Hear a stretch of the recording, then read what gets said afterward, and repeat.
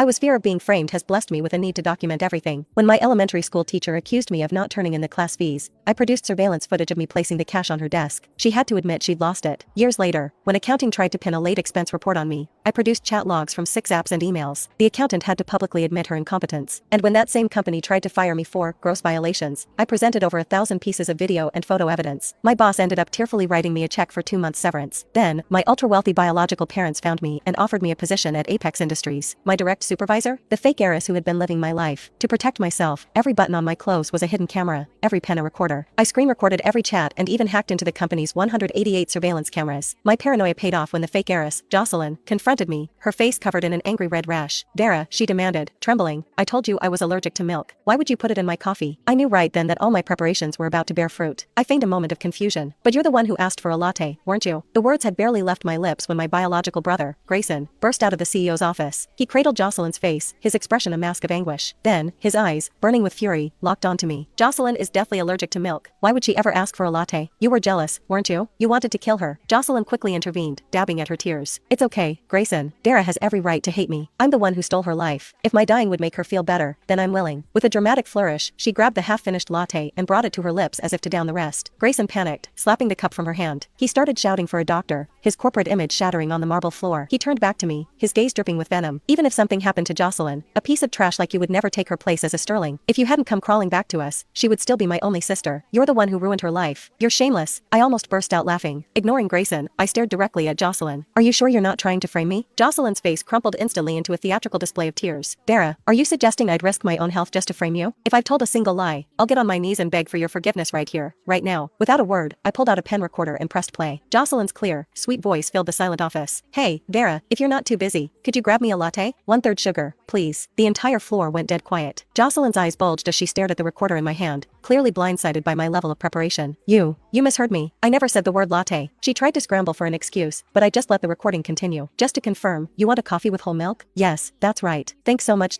This time, she had nothing to say. "Recordings are easy to fake," Grayson snarled, still defending her. "A scheming bitch like you probably planned this from the start." "I have video, too," I said, pulling out my phone. I played the full, unedited clip for the entire office to see, watching the color drain from Jocelyn's face, then return in splotches of red and white. I allowed myself a triumphant smirk. "Well, Jocelyn, get on your knees." Jocelyn gasped for air a few times before her eyes rolled back and she collapsed. Grayson dropped to the floor, cradling her and wailing, but not without throwing one last accusation at me. "Are you happy now? Look what you've done to her." I rolled my eyes so hard I thought they'd get stuck. What I had done, all I did was play back her own words. Just then, my dear biological parents rushed in. After hearing a wildly embellished version of events from a coworker, my father turned to me, his face a stern mask of disappointment. "Dara, I know you resent your sister, but you can't force her to kneel before you."